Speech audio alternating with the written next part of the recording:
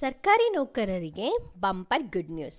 ವೇತನ ಮತ್ತು ಪಿಂಚಣಿಯಲ್ಲಿ ಭಾರಿ ಹೆಚ್ಚಳ. ಹೌದು, ಇವತ್ತು ನಾನು ಹೇಳ್ತಾ ಇರೋದು 8th ಪೇ ಕಮಿಷನ್ ಬಗ್ಗೆ. ಹಾಗಾದರೆ ಏನಿದು 8th ಪೇ ಕಮಿಷನ್ ಅಂತ ನೋಡೋಣ. ಕೇಂದ್ರ ಸರ್ಕಾರ ನೌಕರರು ಮತ್ತು ಪಿಂಚಣದಾರರು 8ನೇ ವೇತನಕ್ಕಾಗಿ ಕಾತುರದಿಂದ ಕಾಯ್ತಾ ಇದ್ದಾರೆ ಹೇಳಬೇಕು ಅಂದರೆ. ಜನವರಿ 1, 2016ರಿಂದ ದೇಶದಲ್ಲಿ 7ನೇ ವೇತನ ಆಯೋಗವನ್ನು ಜಾರಿಗೆ ತರಲಾಯಿತು. ಇದರಿಂದ ಸುಮಾರು 1 ಕೋಟಿ ಜನರು ಪ್ರಯೋಜನ ಪಡ್ಕೊಂಡ್ರು. ಪ್ರತಿ 10 ವರ್ಷಗಳಿಗೊಮ್ಮೆ ಈ ಆಯೋಗವನ್ನು ಜಾರಿಗೊಳಿಸ್ತಾರೆ. ಆದರೆ ಕೇಂದ್ರ ಸರ್ಕಾರ 8ನೇ ವೇತನದ ಆಯೋಗವನ್ನು ಜನವರಿ 1, 2026ರಿಂದ ಜಾರಿಗೆ ತರಬೇಕು ಎಂದು ನಿರೀಕ್ಷಿಸುತ್ತಿದ್ದಾರೆ. ಇದು ಕನಿಷ್ಠ ವೇತನ ಮತ್ತು ಪಿಂಚಣಿಯಲ್ಲಿ ದೊಡ್ಡ ಬದಲಾವಣೆ ತರುವ ನಿರೀಕ್ಷೆಯನ್ನು ಕೂಡ ಇದ್ದೀವಿ. ಹಾಗಾದರೆ 7ನೇ ವೇತನ ಡಿಸೆಂಬರ್ 31, 2025ರಂದು ಕೊನೆಗೊಳ್ಳಬೇಕು. ಆದರೆ ಇದ್ರ ಬಗ್ಗೆ ಸರ್ಕಾರ ಎಲ್ಲೂ ಕೂಡ ಮಾಹಿತಿಯನ್ನು ಕೊಟ್ಟಿಲ್ಲ. ಇದ್ರ ಬಗ್ಗೆ ಎಲ್ಲೂ ಕೂಡ ಯಾರೂ ಕೂಡ ಹೇಳಿಲ್ಲ. ಹಾಗಾಗಿ ಇದ್ರ ಬಗ್ಗೆ ನಾವು ಬಜೆಟ್ನಲ್ಲಿ ಹಣಕಾಸು ಕಾರ್ಯದರ್ಶಿ TV ಸೋಮನಾಥನ್ ಕೇಳಿದಾಗ ಅವ್ರು ಹೇಳ್ತಾರೆ ಇದಕ್ಕಿನ್ನೂ ಸಾಕಷ್ಟು ಸಮಯವಿದೆ ಅಂತ ಹೇಳ್ತಾರೆ ಅವರು.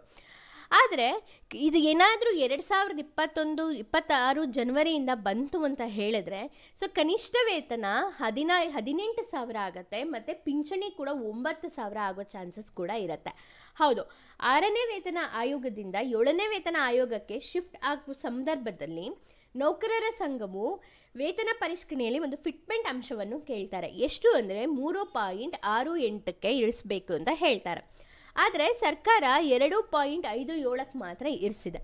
ಫಿಟ್ಮೆಂಟ್ ಅಂಶದಿಂದ ನೋಡ್ತಾ ಹೋದರೆ ನೌಕರರ ಕನಿಷ್ಠ ವೇತನ 7,000ದಿಂದ 18,000ಕ್ಕೆ ಏರಿಕೆ ಆಗಬೇಕು ಅಂತ ಹೇಳಿದ್ದಾರೆ. ಮತ್ತು ಕನಿಷ್ಠ ಪಿಂಚಣಿನೂ ಕೂಡ 3,500 ರೂಪಾಯಿಂದ 9,000 ಏರಿಕೆ ಆಗಬೇಕು ಅಂತಲೂ ಹೇಳ್ತಾರೆ. ಕೆಲಸ ಮಾಡುವ ನೌಕರರ ಗರಿಷ್ಠ ವೇತನ ನೋಡ್ತಾ ಹೋದರೆ 2.50 ಲಕ್ಷ ರೂಪಾಯಿ ಕೂಡ ಆಗಿರುತ್ತೆ. ಗರಿಷ್ಠ ಪಿಂಚಣಿ ಕೂಡ 1.25 ಲಕ್ಷ ರೂಪಾಯಿ ಕೂಡ ಆಗಿರುತ್ತೆ. ಹೌದು, ಕನಿಷ್ಠ ವೇತನ ಹಾಗಾದರೆ 34,560 ರೂಪಾಯಿ ಮತ್ತು ಪಿಂಚಣಿ ರೂಪಾಯಿನ ನೋಡ್ತಾ ಹೋದರೆ 17,280 ರೂಪಾಯಿ ಆಗಿರ್ಬೋದು. ಈಗ 8ನೇ ವೇತನ ಆಯೋಗದಲ್ಲಿ ನೋಡ್ತಾ ಹೋದರೆ ಈ ಬೇಡಿಕೆನ ಏನು ಮಾಡಿದ್ದಾರೆ ಅಂದರೆ ಅಂಗೀಕರಿಸಿದ್ದಾರೆ.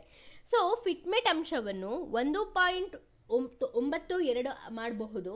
ಮತ್ತು ಇದರಿಂದ ಸರ್ಕಾರಿ ನೌಕರರ ಕನಿಷ್ಠ ವೇತನ 18,000ದಿಂದ 34,560 ರೂಪಾಯಿಗೆ ಏರಿಕೆ ಆಗಬಹುದು. ಮತ್ತು ಕನಿಷ್ಠ ಪಿಂಚಣಿ 17,280ಗೆ ತಲುಪಬಹುದು ಅಂತಲೂ ಕೂಡ ನೋಡ್ಬೋದು. ಇದು ಹಣದುಬ್ಬರದ ಹೊಡೆತವನ್ನು ಎದುರಿಸ್ತಾ ಅಂತ ನೌಕರರಿಗೆ ಮತ್ತು ಪಿಂಚಣದಾರರಿಗೆ ಹೆಚ್ಚು ಪರಿಹಾರವನ್ನು ನೀಡುತ್ತದೆ.